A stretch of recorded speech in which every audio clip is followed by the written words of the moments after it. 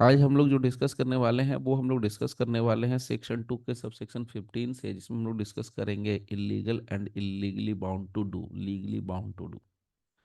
कल ये वाला पार्ट जो है ना, हम लोगों ने कुछ कवर किया था, थोड़ा सा मैंने फिर बताया था कि इसमें हम लोग इसका डिटेल से हम लोग इसका इन डेप्थ एनालिसिस करेंगे। तो लेट्स सी। देखिए, इसमें दो टर्म आता है, सेक्शन 2 सब सेक्शन 15। अच्छे से इसको समझ लेना है। पहले मैं एक आपको एग्जांपल देता हूँ। एक सिंपल एग्जांपल ये है। एक सेकंड रुकना जरा, मैं इसको देखिए। अभी हमारे पास दो टर्म आ रहा है, एक है इलीगल और दूसरा है लीगली बाउंड टू डू। ठीक है। तो हमारे पास पहला टर्म है इलीगल, इलीगल, और दूसरा टर्म है लीगली बाउंड टू डू। ये दोनों ही टर्म जो है हमारा एक ही सेक्शन या एक ही सब सेक्शन के अंदर डिफाइन कर दिया गया है, दैट इज सेक्शन नंबर 2 का 15। ठीक है, 215। इसको अच्छे से समझना है। सबसे पहले एक टर्म हम लोग यहाँ पर समझें। एक जस्ट एक ट्रायल चल रहा है, criminal trial is going on. उसमें कोई एडवोकेट साहब हैं जो कि हमें कि लेट्स से अज्यूम कर लेते हैं कि वो अपने अक्यूज्ड के एडवोकेट है। ओके। सो कि अक्यूज के एडवोकेट हैं जो कि क्रिमिनल ट्रायल में मौजूद हैं, और इसमें क्रॉस एग्जामिनेशन का मामला बनता है। नाउ सी, अब ये जो एडवोकेट साहब जो कि अक्यूज के एडवोकेट हैं, अब उस पर्सन को एग्जामिन कर रहे हैं, उस विटनेस को एग्जामिन कर रहे हैं जिसको हम प्रोसिक्यूशन विटनेस कह रहे हैं। लेकिन ये जो एग्जामिनेशन का इनका तरीका है, थोड़ा सा, थोड़ा नहीं, बहुत ज़्यादा ऑड है। फॉर एग्जाम्पल, ये प्रोसिक्यूशन विटनेस से इस तरह के सवाल पूछ रहे हैं जो कि स्कैंडुलस इन नेचर है। वो इस तरह के सवाल पूछ रहे हैं जो एनोइंग है।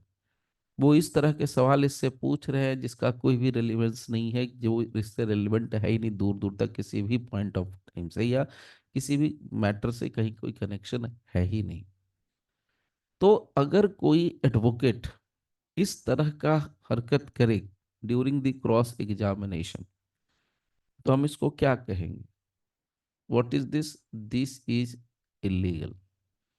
अब दिस इज इलीगल, इलीगल शब्द क्या है? अब जैसे हमने बोल दिया इलीगल, तो लगता होगा कि सर ये इलीगल। देखिए, इलीगल जो शब्द है और लीगली बाउंड टू डू, ये अलग अलग दो टर्म है। इलीगल का मतलब अगर हम सिंपल भाषा में बात करें तो यहाँ पर इन्होंने जो डिफाइन करके दिया है, ये तीन टर्म्स के अंदर इन्होंने डिफाइन किया है मोटे तौर पे। देखिए, मैं आपको दिखाता हूँ। सी, इलीगल टर्म को अगर हम यहाँ डिफाइन कर रहे हैं तो इलीगल शब्द का जो सीधा सीधा मतलब होता है वो है everything which is an offence. Okay. Now, दूसरा यहाँ पर मामला होता है जिसमें हम कहते हैं everything which is prohibited by law. और तीसरा मामला होता है जिसको हम कहते हैं which furnishes ground for civil action. तो मतलब क्या है, हम क्या करें? इलीगल, इलीगल क्या है? What is illegal? तो कहते हैं कि कोई भी ऐसा एक्ट जिसको कि कानून कहता है कि ये ऑफेंस होगा, या जो as per law offence already declared है, जो ऑलरेडी डिक्लेयर्ड है ऑफेंस, जैसे चोरी है, डकैती है, रेप है, मर्डर है, किडनैपिंग है, अबडक्शन है। ये सब क्या है? It has already been declared by the statute, by the law, that it these acts are called as an offence. और जैसे ही हमने कह दिया कि सर ये ऑफेंस है, वो पनिशेबल बाय सम लॉज है। यानी चोरी डकैती क्या है, अगर कोई करता है तो ये ऑफेंस है, अगर कोई पर्सन करता है तो ये पनिशेबल बाई दो पर्टिकुलर सेक्शंस या स्टैट्यूट है, ये पनिशमेंट मिलेगा। तो जो अपराध है वो इलीगल है, जो हम उसके लिए इस्तेमाल कर सकते हैं इलीगल। दूसरा एक टर्म यहाँ पर एक हम लोग को कंफ्यूजन आगे होगा कि सर इलीगल और अनलॉफुल दोनों सेम सेम लगता है। ठीक है, तो इलीगल और अनलॉफुल, अब इलीगल और अनलॉफुल सेम है ऐसा लगता है, लेकिन अगर हम इसके कॉन्टेक्स्ट में बात करें तो इलीगल और अनलॉफुल दोनों सेम नहीं है। इलीगल में जो दूसरा मीनिंग बताया गया है वो मैं आपको यहाँ पर अगर शेयर करूं तो कहते हैं प्रोहिबिटेड बाई लॉ। क्या कहते हैं? कि everything which is prohibited by law, everything which is prohibited by law. So हर एक वो एक्ट जो प्रोहिबिटेड बाई लॉ है। तो कौन से एक्ट प्रोहिबिटेड बाई लॉ हैं? वो पॉइंट अब जरा समझेंगे। उसके बाद लास्ट कहता है कि एवरीथिंग, जिसके लिए कि हम हमारे पास ग्राउंड होता है फॉर सिविल एक्शन। इसको भी बड़े आराम से समझेंगे। हमारे पास कब सिविल सूट फाइल करने का मौका मिलता है, हम कब किसी के खिलाफ सिविल सूट फाइल करते हैं। सीधी सी बात है। मान लीजिए कि अगर मैंने किसी के साथ कॉन्ट्रैक्ट किया, या आपने किसी के साथ कॉन्ट्रैक्ट किया, और उस कॉन्ट्रैक्ट का ब्रीच हो जाता है। If there is a breach of contract, अगर ब्रीच ऑफ कॉन्ट्रैक्ट हो जाता है तो जो पर्सन ब्रीच करता है उसके खिलाफ दूसरा जो पार्टी है वो ला सकता है, डैमेजेज के लिए केस फाइल कर सकता है, सिविल एक्शन के लिए केस फाइल कर सकता है। तो मतलब क्या है कि ब्रीच ऑफ कॉन्ट्रैक्ट की वजह से मैं सिविल एक्शन लेके आ रहा हूं, ब्रीच ऑफ कॉन्ट्रैक्ट की वजह से मैं डैमेजेस का सूट फाइल कर पा रहा हूं। This is the point. तो जो ब्रीच ऑफ कॉन्ट्रैक्ट है वो क्या है, वो इलीगल है। बात को समझिए, एकदम प्योर टेक्निकल टर्म है। इसने कहा कि इलीगल हम उसको कहेंगे, यहां से भी अगर हम लोग देखें तो यहां पर क्या लिखा है इन्होंने, मैं यहां सीधे इसको ले लेता हूं। देखिए, इलीगल का मतलब क्या कहते हैं। Illegal is applicable to everything which is an offence, everything which is an offence.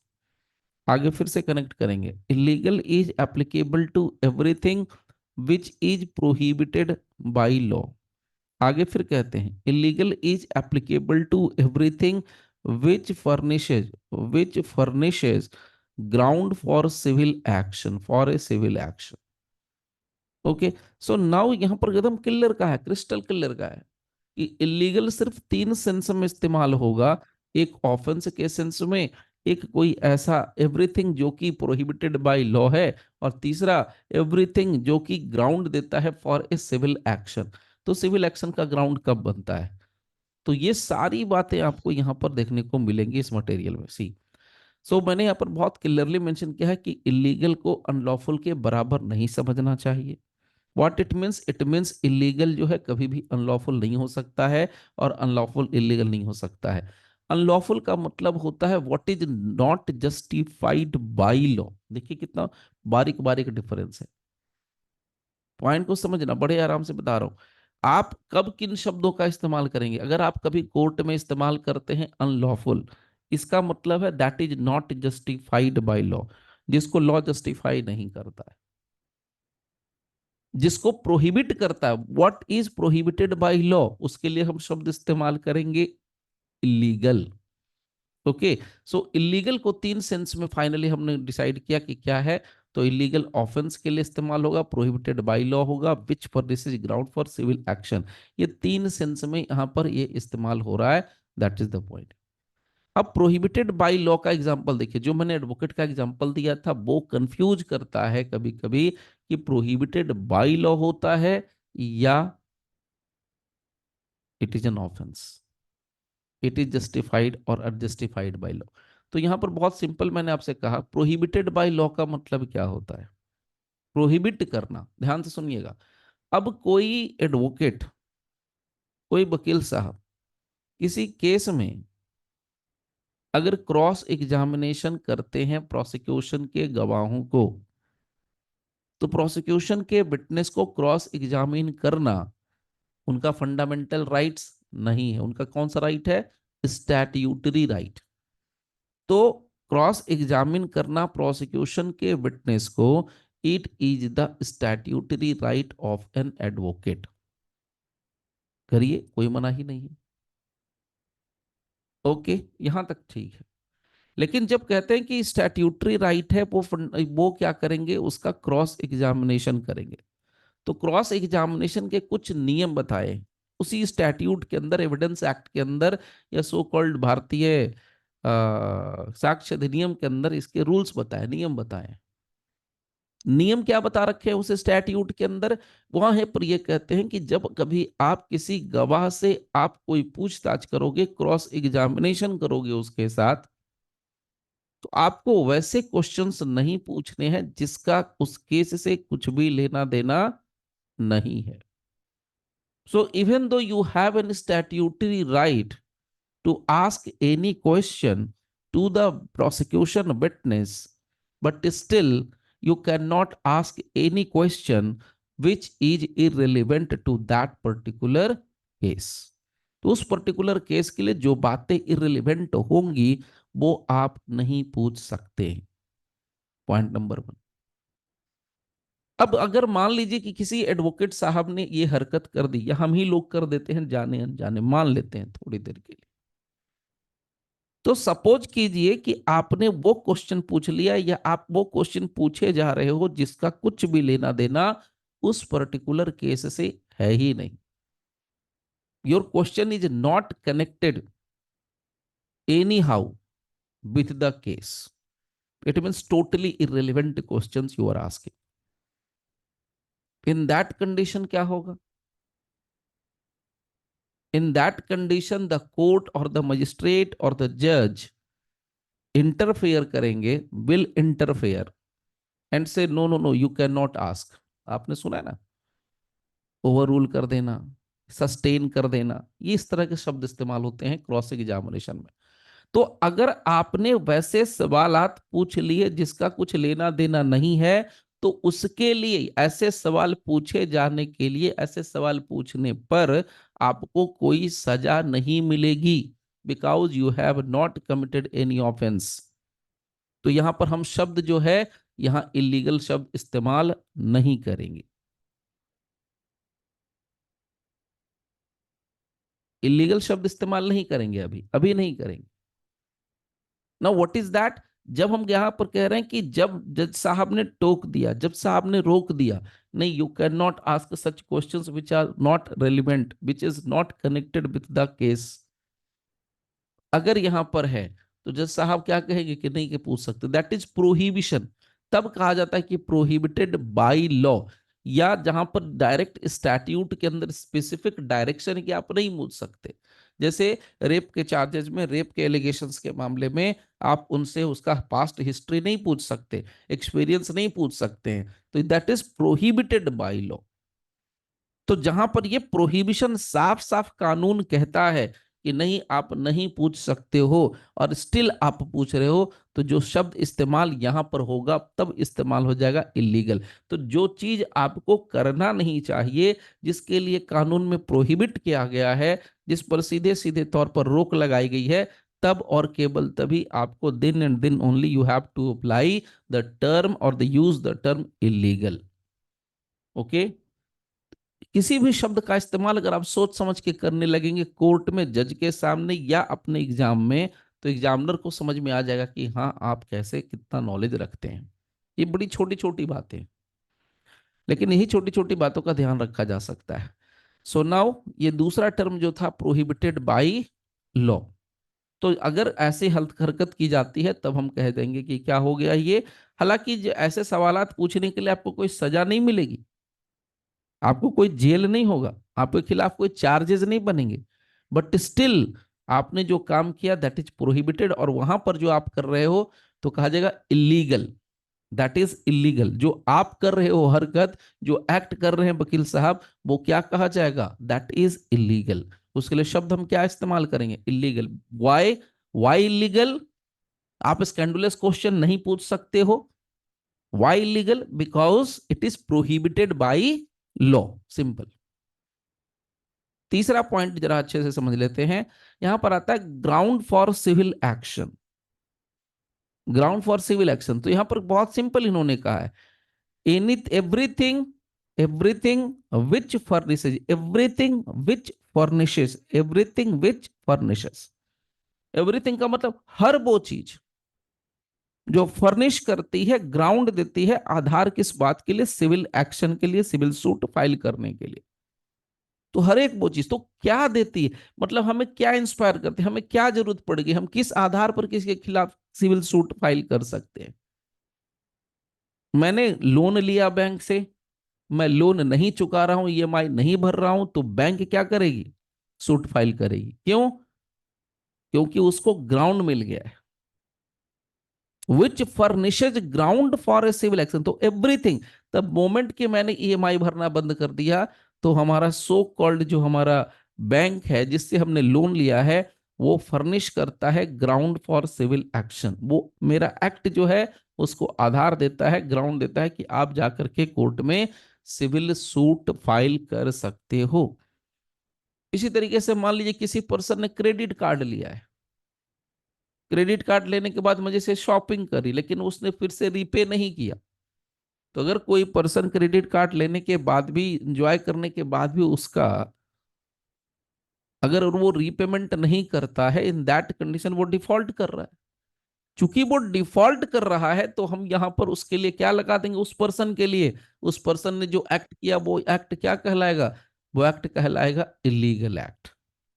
वो जो एक्ट कर रहा है वो इलीगल एक्ट है।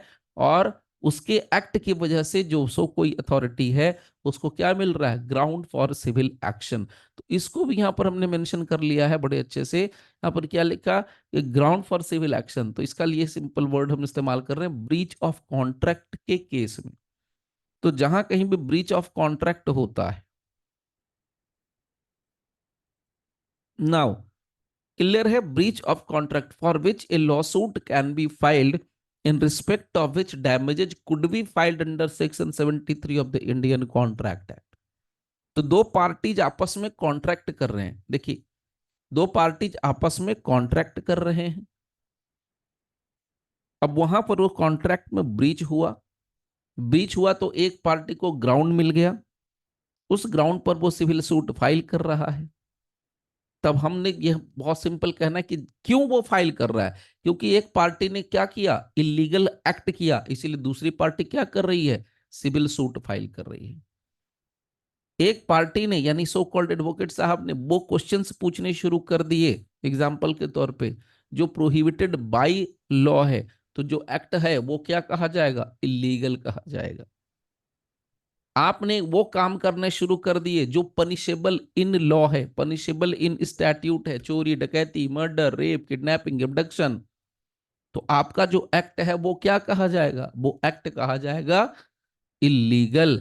तो यानी कि मतलब क्या निकल के आया, इलीगल क्या है, इलीगल एक्ट क्या है, इलीगल कब इस्तेमाल किया जाता है। सो नाउ सी, इलीगल कब इस्तेमाल होगा, तो सिंपल सी बात है कि अगर कोई पर्सन है और ये बंदा अगर ऑफेंस कमिट करता है, ऑफेंस का मतलब सबको पता है अपराध, चोरी डकैती रेप मर्डर किडनैपिंग एब्डक्शन, तो यहां पर इस पर्सन ने जो एक्ट किया उसके लिए हम क्या इस्तेमाल करेंगे, इलीगल। अगर कोई पर्सन है और ये पर्सन वो एक्ट कर रहा है जो कि हम सीधे सीधे कह सकते हैं प्रोहिबिटेड बाय लॉ है, प्रोहिबिटेड बाय लॉ, जो नहीं करना चाहिए, तो इसका जो एक्ट है वो क्या होगा, वो भी एक्ट कहलाएगा इलीगल, प्रोहिबिटेड बाय लॉ। तीसरा मामला, अगर एक पर्सन है, इसने किसी दूसरे पर्सन के साथ कॉन्ट्रैक्ट किया और इसने क्या कर दिया, ब्रीच कर दिया, तो ये जो पर्सन है इसको क्या मिला, इसको मिल गया ग्राउंड, इसको मिल गया आधार, किस लिए, सिविल सूट फाइल करने के लिए, सिविल एक्शन लाने के लिए।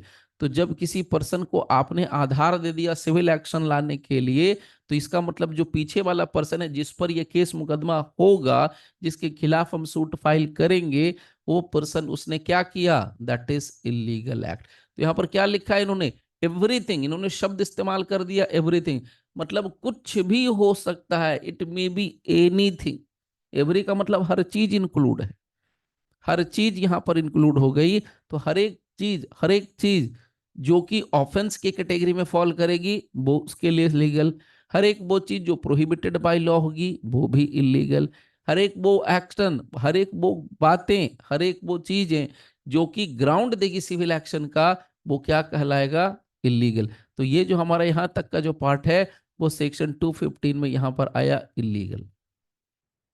तो इलीगल का कॉन्सेप्ट आई होप सो कि यहां पर क्लियर होगा, इसमें कोई भी डाउट नहीं होना चाहिए। अब आते हैं नेक्स्ट जो इसी के साथ कनेक्टेड है यानी सेक्शन 215 में।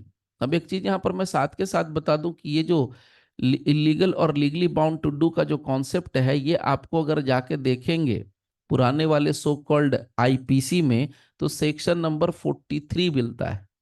यानी सेक्शन 43 आईपीसी में ये बातें वहां डिफाइंड है, और हमारे बीएनएस में नए वाले एक्ट में 215 में ये बातें डिफाइंड है। तो let's see legally bound to do का कॉन्सेप्ट अब क्या होता है। देखिए, लीगली बाउंड टू डू का मतलब क्या समझना चाहिए। अगर इसको दो तीन बार प्रोनाउंस करिए, अपने मन में एक दो बार रिपीट करिए, लीगली बाउंड टू डू, एकदम फील करिए इस वर्ड को, किसी भी चीज को पढ़िए तो फील करिए। फील जब कहते हैं ना कि कनेक्ट करेंगे, अब एक मूवी आई थी अवतार, उसको इंग्लिश लोग बोलते हैं कैसे, यूएस वाले बोलते हैं एवेटार। तो जो एवेटार या अवतार जो मूवी है, वो क्या है, उसमें कहता है कनेक्ट करो, आप खुद को एक बार कनेक्ट करके देखिए, सचमुच में आप दिल से कनेक्ट किए तो क्या कह रहा, legally bound to do, legally bound to do, what do mean legally bound to do. Legally bound to do का मतलब क्या समझना चाहिए, इसका आंसर यहां पर उन्होंने दिया है। लीगली बाउंड टू डू का मतलब क्या होगा, तो यहां पर कहते हैं लीगली बाउंड टू डू कब कहा जाएगा, what ever it is illegal. यहां पर लिखते हैं, अब उल्टा लिखा हुआ है, क्या है, a person is said to be legally bound to do, कब कहा जाएगा, कहते हैं whatever it is illegal, whatever it is illegal, यहीं पर रुकिए, whatever it is illegal, तो जो कुछ भी इलीगल है। अब इलीगल के लिए हमने पहले कह दिया, इलीगल जैसे यहां पर लिखा है, इसका मतलब तीन बातें हो गई। इलीगल लिखने का मतलब यहां पर ऑफेंस हो गया, यहां पर प्रोहिबिटेड बाय लॉ हो गया, और यहां पर सिविल एक्शन का ग्राउंड हो गया। तो जो कोई ये वाला है, तो whatever it is illegal in him to omit, तो जो कुछ भी इलीगल है उसको आपने क्या कर दिया, उसमें उसको ओमिट कर दिया, टू ओमिट, ओमिट मतलब त्याग देना, छोड़ देना। तो जो कोई भी काम, जो कोई भी एक्ट आपके लिए इलीगल है, आपने उसको छोड़ दिया, आपने उसको ओमिट कर दिया, आपने उसको त्याग दिया, वो आप नहीं कर रहे हो, then you can be can say, और लॉ सेज कि हाँ आप लीगली बाउंड टू डू हैं। तो इसीलिए हम लोग सिंपल एग्जांपल ले लेते हैं कि भाई एक डॉक्टर है, गवर्नमेंट जॉब है, सरकारी नौकर है डॉक्टर, वैसे केस में उसके पास कोई भी पेशेंट अगर जाता है इलाज करवाने के लिए, in that condition he is legally bound to do, क्योंकि उसका जो जॉब है इसी कॉन्ट्रैक्ट पर डिपेंड है कि भैया तुम्हारी जो क्वालिफिकेशन है, तुम्हारा जो प्रोफेशनल क्वालिफिकेशन है, उसके अकॉर्डिंग तुम सिर्फ और सिर्फ लोगों की जिंदगी बचा सकते हो। You have to save the life of every one, whether it may be a rich person और ए पुअर पर्सन, और कोई भी पर्सन हो, अमीर हो गरीब हो, कोई भी तुम्हारे पास आएगा, you have to save the life. बस ये आपके प्रोफेशन, जो आपने प्रोफेशनल एक्सपीरियंस लिया है, जो आपका डिग्री है, जो आपका नॉलेज है, उसके अकॉर्डिंग हर एक पर्सन के पास अपनी अपनी एक नॉलेज होती है, डिग्री होती है। सिमिलरली अगर हमारे फेसे में बात करें, हमारे प्रोफेशन में बात करें, तो वैसे लॉयर्स जो सरकार के तरफ से होते हैं, जैसे advocate general, so advocate general is legally bound to save the government, यानी उसका पक्ष रखने के लिए बैठे हैं वो, चाहे सरकार कितनी भी गलतियां कर ले, लेकिन उनको उसी का पक्ष रखना है कि भाई नहीं मैं तो सही हूं। जैसे डिफेंस लॉयर क्या करते हैं, डिफेंस लॉयर के पास अगर कोई पर्सन मर्डर करके आ जाए, रेप करके आ जाए, डकैती करके आ जाए, चोरी करके आ जाए, एबडक्शन करके आ जाए, किडनैपिंग, कहेंगे नहीं जी इसने तो कुछ किया ही नहीं है, जब तक कि कोर्ट ये ना कह दे कि तुम गिल्टी हो, जब तक कि अक्यूज्ड के बारे में कोर्ट ना ये कह दे कि हाँ हम इसको गिल्टी मानते हैं, तब तक वकील साहब आखिरी सांस तक, अगर मरने वाले होंगे कल के कल, एक घंटे में उनकी मृत्यु होने वाली होगी, बोलते हैं ना कि कब्र में पैर लटका हुआ होगा, फिर भी वो अपने क्लाइंट को कहेंगे जी इसने मर्डर नहीं किया, इसने रेप नहीं किया, इसने किडनैपिंग नहीं किया। इसका बेस्ट एग्जांपल अगर आपको समझना है तो आप चले जाइए निर्भया रेप केस का, थोड़ा बहुत पढ़ लीजिए, तो उसमें क्या है, निर्भया के जो दोषी थे, उसको जो बचाने वाले एडवोकेट थे, फांसी लगने लगने तक उन्होंने कहा कि नहीं सब कुछ गलत है, मतलब अपने क्लाइंट के फेवर की बात करी, दूसरे की बात करी ही नहीं, चाहे उसके लिए जी जान जो भी मेहनत करना पड़े, उन्होंने ये कहा। तो लीगली बाउंड टू डू, अब यहां पर इस पॉइंट को समझते हैं, what is the meaning of the term legally bound to do. See सबसे पहले इसमें कुछ बातें मैं आपको क्लियर करता हूं, उसके बाद ये बड़े अच्छे से समझ सकते हैं। देखिए, एक टर्म आएगा हम लोगों को इसी बीएनएस में, सेक्शन नंबर 2 सब सेक्शन 24, जहां पर ऑफेंस को डिफाइन किया गया है। और लीगली बाउंड टू डू जो आपको शब्द है, जो ये एक्सप्रेशन है, वर्ड या एक्सप्रेशन हम इसको कहें, एक्सप्रेशन है बेसिकली। सो ये जो एक्सप्रेशन है लीगली बाउंड टू डू, ये पूरे बीएनएस, हमारा जो सो कॉल्ड बीएनएस है, उसमें सेक्शन 59, सेक्शन 187, 189 1E, 208, 210, 211, 212, 214, 239, 351 और 354, अगर इसको हम लोग काउंटिंग करें तो कितने हैं? 1 2 3 4 5 6 7 8 9 10 और 11।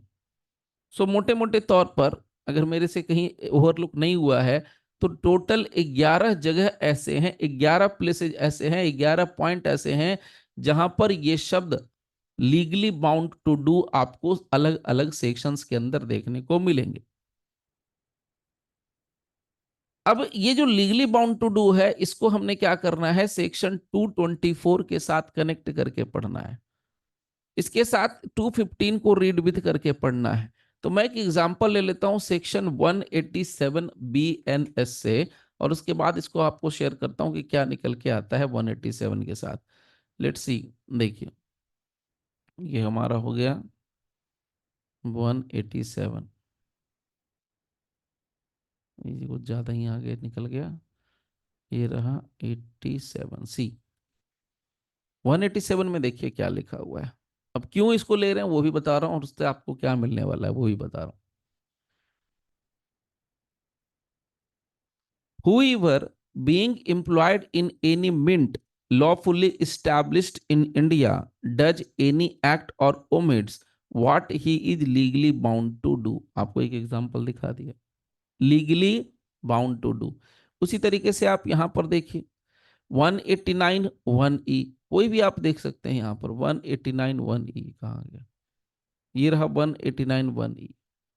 by means of criminal force or show of criminal force to compel any person to do what he is not legally bound to do, यहां भी देख सकते हैं। तो बस एक मैं एक एग्जांपल ले लेता हूं, एग्जांपल के तौर पे देखते हैं इसमें क्या कहा है, सिंपल सी बात कही है। इसके अलावा एक और पॉइंट भी हम ले सकते हैं, उसके ऊपर वाला भी ले सकते हैं सेक्शन, वो भी मैं आपको दिखाता हूँ। 59, चलिए 59 भी जरा देख लेते हैं 59 में क्या है। सो व्हाट इज इन 59, तो ये काफी ऊपर होगा 59। कोई भी आप एग्जांपल लेके देख सकते हैं। तो यहां देखिए, ये रहा हमारे सामने 59। ठीक, तो 59 में कहां पर मेंशन इन्होंने कर रखा है, यहां पर इन्होंने मेंशन कर रखा है। ठीक है, सो नाउ सी, यहां पर 59 है किसके पॉइंट के लिए, यहां पर जो 59 है वो कहता है public servant concealing design to commit offence which it is his duty to prevent. अब इसको समझिए, क्या हमारा मुद्दा क्या है, legally bound to do. Legally bound to do का सिंपल मतलब होता है कि वैसा काम, वैसा एक्ट जो हम कानूनी तौर पर लॉ के अकॉर्डिंग हम बंधे हुए हैं। It may be any law, it may be any statute, it may be a civil law, it may be a criminal law, कुछ भी हो उससे हमें फर्क नहीं पड़ता, but I am bound to do that due to that law. मैं बंधा हुआ हूं वो एक्ट करने के लिए। तो एक एग्जाम्पल हम लोग ले रहे हैं कि जहां पर एक पब्लिक सर्वेंट है, तो public servant is also bound. So see, यहां पर एक एग्जांपल आता है, देखिए, a an officer of police, यानी एक सिंपल पुलिस ऑफिसर है, बीइंग लीगली बाउंड टू, यहां पर आ गया लीगली बाउंड टू, क्लियर है सामने से, लीगली बाउंड टू। सो एक पुलिस ऑफिसर लीगली बाउंड है किस बात के लिए, सूचना देने के लिए, of all design to commit robbery.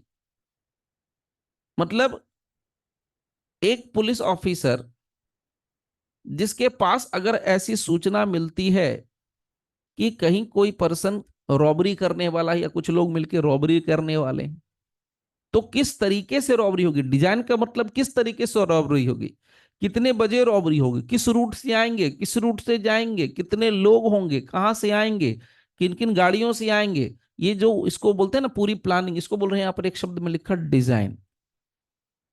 तो अगर एक पुलिस वाला है, उसके पास अगर इस बात की सूचना है कि कहीं रॉबरी होने वाली है, और रॉबरी किस तरीके से होगी, कब होगी, कहां होगी, कितने लोग होंगे, कैसे होगा, कहां होगा, इसकी पूरे इंफॉर्मेशन उसके पास है, तो यहां पर कहते हैं कि which may come to his knowledge, जो उसके नॉलेज में आ गया है, he is legally bound to give information, legally bound to give information. तो वो पर्सन, वो पुलिस वाला लीगली बाउंड है इस रॉबरी की सूचना देने के लिए। किसको देगा? ऑब्वियसली अपने सीनियर्स को, अपने ऑफिसर्स को। So now and knowing that B design to commit robbery omits to give such information, omits to give such information. तो ओमिट करता है, जानबूझ करके नहीं देता है ऐसा इंफॉर्मेशन। इसलिए,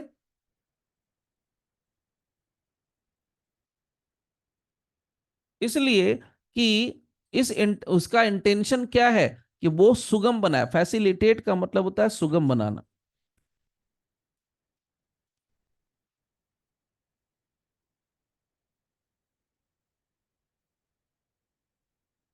उसका इंटेंशन क्या है? उसका इंटेंशन है कि वो रॉबरी को आसान कर दे, रॉबरी करने वाला आराम से रॉबरी कर जाए।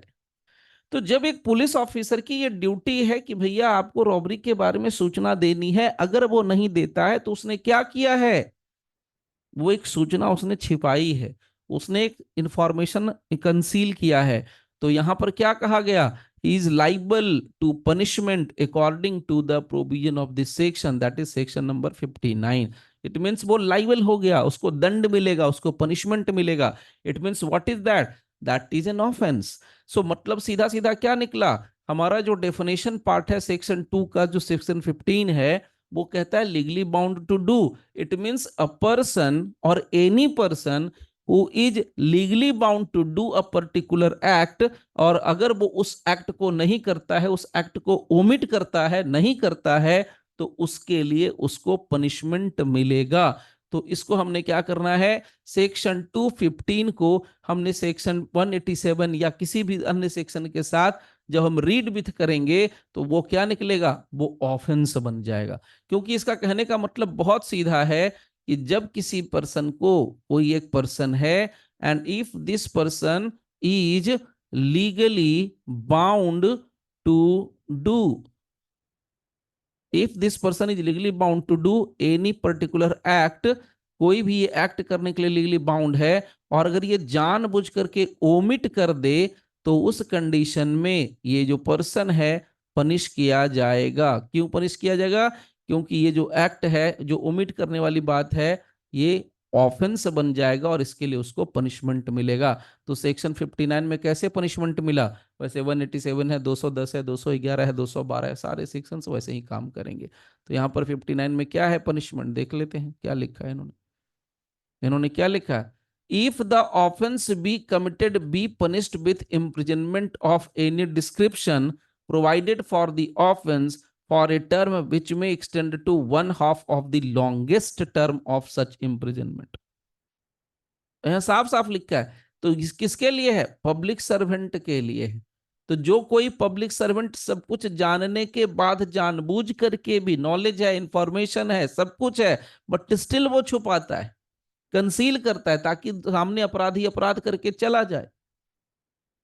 ऐसा हुआ है, ऐसा होता रहता है। हमारे एक बड़ा इंटरेस्टिंग केस आया था। वो केस आज से 10-12 साल पहले का था।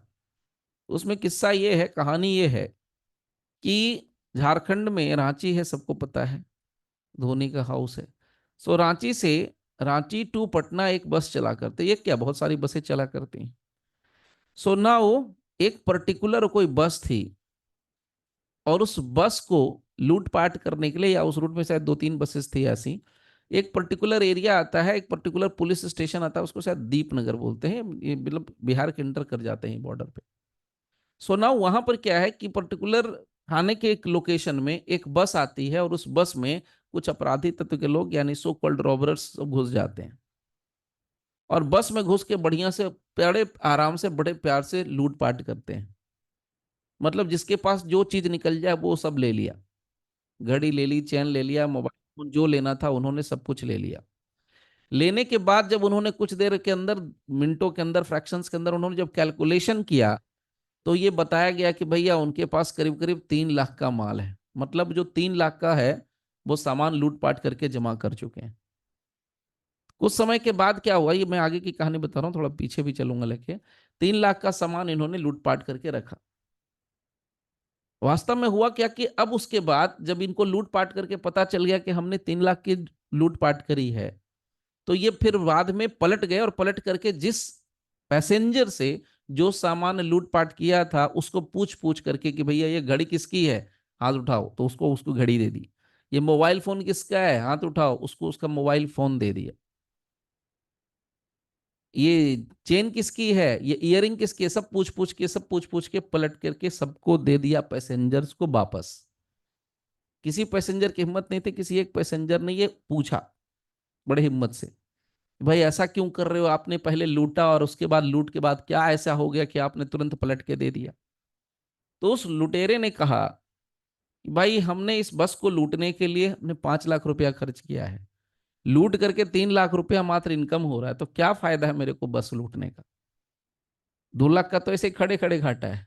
No profit no loss zone में भी देखें तो 3 लाख, अगर 6 3 लाख मैंने लूटा ही है, और उसके बाद पुलिस क्या करेगी, झूठ मूठ का एक एफआईआर होगा ही होगा, उसके बाद तंग होंगे सो अलग, मीडिया में रिपोर्ट आएगी अलग। उससे अच्छा है कि चुपचाप तुम लोगों के सामान, हाँ अगर मैंने 5 लाख दिया और 12 लाख का सामान आता, 20 लाख का सामान आता, 15 लाख का सामान निकलता बस को लूटने के बाद, तो उस कंडीशन में ठीक है रखा जा सकता था, यानी लूटपाट मेरा सक्सेसफुल था। ये भी सिनारियो होती है। तो कहने का मतलब यहां पर कनेक्ट करेंगे तो क्या है, यहां पर मैं इसलिए इसको ले रहा हूं एग्जाम्पल को, कि एक पुलिस वाले की ड्यूटी है लूटपाट नहीं होना है, रॉबरी नहीं होनी है, डकैती नहीं होनी। अब उसको सब कुछ पता है, पुलिस वाले को, उसको पुलिस वाले को सब कुछ पता है, थाने को पूरा इंफॉर्मेशन, क्योंकि उसने थाने में पैसा दे रखा है। तो जब सब कुछ पता है, उसके पता होने के बावजूद भी वो एक्शन नहीं लेता है, उल्टा वो उसको फैसिलिटेट करता है। तो वैसे केस में क्या होगा, अगर फैसिलिटेट करेगा तो, फैसिलिटेट अगर करेगा क्या कर रहा है, इसका मतलब पुलिस वाला is legally bound to prohibit that action, उसको अपराध नहीं करने देना। लेकिन पुलिस वाला अगर फैसिलिटेट कर रहा है तो उस केस में क्या माना जाएगा कि उसने अपराध किया है, उसके लिए उसको दंड मिलेगा, उसको क्या मिलेगा, पनिशमेंट मिलेगा। तो सीधी सीधी बात क्या निकल के आ गई, जो एक्ट इलीगल है तो उसके लिए हमने 3 कंडीशंस बना दिए, 3 पैरामीटर्स बना दिए कि ये काम अगर करोगे तो हम इसको इलीगल मानेंगे। और जो एक्ट आपको लीगली करना चाहिए, और अगर वो काम आप लीगली नहीं करते हो, जानबूझ करके ओमिट करते हो, इंटेंशनली वॉलेंटरली, उस कंडीशन में आपको बाउंड किया जाएगा, आपको पनिश किया जाएगा as per the provisions of law. यही यहां पर कहने का मतलब है, और यही पार्ट यहाँ पर निकला है। तो मैंने ऑलमोस्ट सारे सेक्शंस यहाँ पर मेंशन कर दिए हैं। अगर आपको इनके अलावा कोई मिलता है तो अच्छी बात है, लेकिन मैंने मेरे पूरा प्रिकॉशन लेकर के जो है टोटल 11 सेक्शंस ऑलमोस्ट बनते हैं। इसके अंदर आपको मिलेगा क्या, लीगली बाउंड टू डू, ये आपको मिलने वाला है। ठीक है, जहां जो था वो सब यहाँ पर मेंशन है। यहाँ आपके लिए ये जो आपको डायग्राम है, ये मैं आपको पीडीएफ दे दूंगा इसका, हैंड रिटन। तो इसमें क्या है, निकलने के आ रहा है कि आपने क्या करना है, सेक्शन 215 में से लीगली बाउंड टू डू वाले पार्ट को उठा लेना है, इसको किसी भी सेक्शन के साथ यहाँ पर जो मैंने यहाँ पर मेंशन किया है उसके साथ इसको रीड विथ करेंगे, तो अल्टीमेट रिजल्ट क्या निकलने वाला है, section 224, that is offence. Simple सी बात, ओके। तो ये रहा हमारा सेक्शन 215 का पूरा पूरा पार्ट। अब इसको यहां पर कर देता हूं मैं थोड़ा स्टॉप।